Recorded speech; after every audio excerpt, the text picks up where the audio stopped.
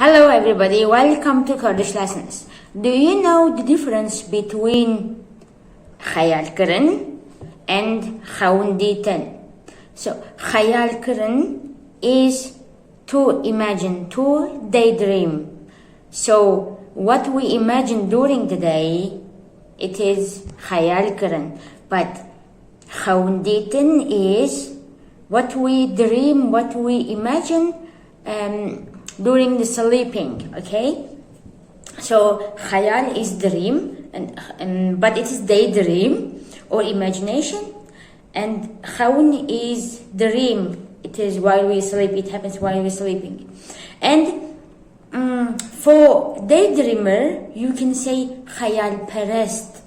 Xeyal perest, daydreamer. Okay, like always dreaming, always imagines like good things, not bad things, hopefully. So you can say as khayalikum, I dream, I daydream, I imagine.